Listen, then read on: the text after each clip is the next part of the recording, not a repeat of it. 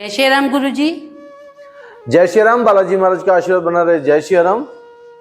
गुरु जी, भक्तों का प्रश्न है, जो वहाँ पे महंत होते हैं वो जो जल की छींटे हमारे ऊपर डालते हैं तो उसका क्या महत्व है गुरु जी? प्यारा सवाल था। इस सवाल के अंदर आप ये जानना चाहते हैं कि जो जल के छींटे बालाजी दरबार में लगते हैं वो कैसे लगते हैं, उनका क्या महत्व है।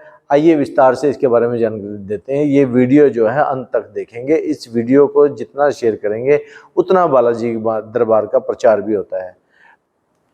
अब मेहंदीपुर बालाजी में गए, आने की दरखास्त लगा दी। आने की दरखास्त लगाने के बाद आपके कार्यक्रम शुरू हो जाते हैं। सुबह आरती का समय होता है और शाम को आरती का समय होता है। 2 टाइम वहां पर आरती होती है मेहंदीपुर बालाजी में। जैसे आप बालाजी दरबार में जाते हैं, बालाजी दरबार में जाके बहुत सारे भक्त जो हैं, आपने देखा होगा, वो छींटे लेने के लिए अब लाइनों में लग जाते हैं, पहले ही बैठ जाते हैं। आरती शुरू होने से पहले ही वहां पर बैठ जाते हैं। कुछ एक हॉल है पीछे, वहां हॉल सारा भर जाता है। वहां पर किस को बैठना चाहिए, जिसको, और वहां पर उस व्यक्ति को जरूर बैठना चाहिए जिसको पेशी आती हो, जिसके शरीर में कष्ट हो, जिसके शरीर में पीड़ा हो, जिसको लगता है कि मेरे ऊपर करी कराई है, ओपरी पराई है, जिसको लगता है कि बालाजी महाराज के आशीर्वाद से उसके घर में धन धन्य हो, अष्ट सिद्ध 9 निधियों की उसके ऊपर कृपाएं हो, उसके ऊपर हर प्रकार की करी कराई, ओपरी पराई, कष्ट पीड़ा सब दूर हो जाए। ऐसे व्यक्ति वहां पर लाइन में लग जाते हैं। लाइन में लगने के बाद जल का छींटा वहां पर बढ़ता है। जल का छींटा कब बढ़ता है? जैसे ही महंत जी वहां पर आरती की जाती है, संध्या आरती। संध्या आरती और सुबह की आरती में की जाती है। जैसे आप आरती में देखते हैं, आरती में आपने कैसे होता है, मन कर्म वचन ध्यान ज्वलावे, संकट से हनुमान छुड़ावे। अब आपने वहां पर क्या करना है, आपने ऐसे बैठ जाना है, पूरी आरती का आनंद लेना। आपको देखेंगे धीरे धीरे आपका शरीर भारी होता है। बहुत सारे को तो पेशी बहुत आती है। अब में पहले में फर्क इतना था, पहले वहां ग्रिलें लगी होती थी, लोग छाती से शंकर कूद कूद के आता था। क्यों? क्योंकि वहां पर जितने भी दूत महाराज हैं, बालाजी महाराज की शक्तियां जितनी भी हर शहरों में जितनी भी होती हैं, आरती और संध्या के समय पर वहां पहुंच जाती हैं, पूरे दिन की रिपोर्ट लेती हैं, और वहां पर जितने भी संकट वाले होते हैं सबके शरीर से संकट निकालते हैं, और संकट निकालने का प्रयास किया जाता है। और वहां पर पेशी आती है, खुलकर पेशी आती है। नहीं आती तो कईयों का सिर भारीपन रहता है, उनके कईयों को सांस चढ़ने की दिक्कत आ जाती है। तो ये सारी की सारी इस बात के संकेत होते हैं कि आप जब ध्यान में बैठते हो तो आपके यहाँ जकड़न महसूस होने लगेगी, माथे पर जकड़न महसूस होने लगी, और जैसे जैसे जकड़न बढ़ती जाएगी आप समझ रहे हो आपका संकट जो है धीरे धीरे आपके शरीर पे आ रहा है। वो संकट मुक्ति चाहता है, पर आपकी गलती क्या करते हो, बहुत भयंकर गलती करते हो।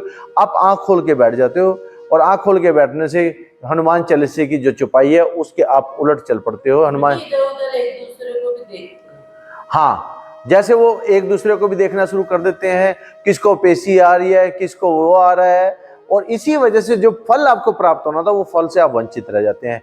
हनुमान चालीसा की फिर से चौपाई याद करो, मन कर्म वचन ध्यान जो लावे, संकट से हनुमान छुड़ावे।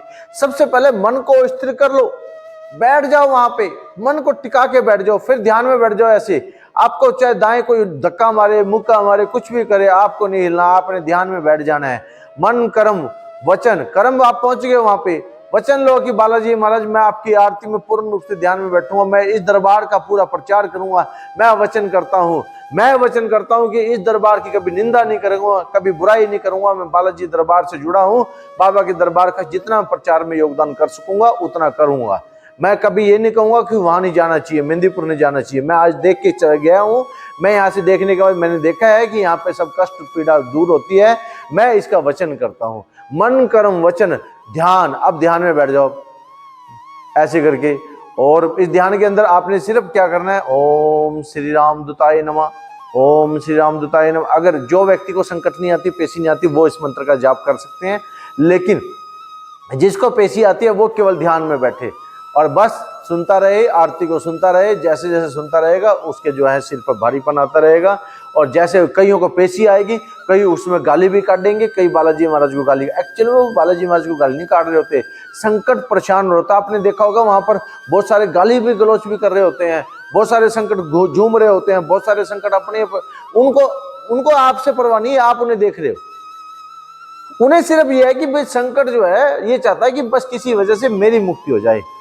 अब जो समय आता है वो समय आता है लाइन में लगने का। जिस वक्त आप बैठे रहते हो और चीटे लेते हुए ध्यान रख लेना, जो पीछे बैठे होते हैं ना, जो पीछे लाइन में होते हैं वो खड़े हो जाते हैं, और महंत जी वहां के खड़े लोगों को चीटे नहीं देते, हमेशा अनुशासन में रहते हैं। जो वहां बैठे रहते हैं उन तक वो छींटे पहुंचाते हैं, और इस प्रकार से जल का छींटा हर एक व्यक्ति को दिया जाता है।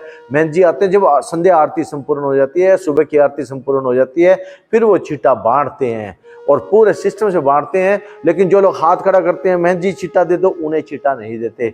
इसलिए वहां शांत रहें, हाथ जोड़े खड़े रहें, छींटा आप तक पहुंचा देते हैं महंत जी को सब पता होता है किसको देना होता है, और वो बहुत दूर तक छींटा पहुंचाते हैं। और छींटा लगने से आपका शरीर का कष्ट जो है, किसी ने कुछ कपड़ा उठा रखा है, किसी ने कुछ पीड़ा कर रखी है, आपके काम बांध रखे हैं, आपके ऊपर कोई भी शारीरिक रोग है, कष्ट है, पीड़ा है, सब दूर हो जाती है। कहते हैं कि जैसे जल का छींटा लगता है और उसी प्रकार से आपके शरीर के कष्ट जो हैं वो दूर होने शुरू हो जाते हैं।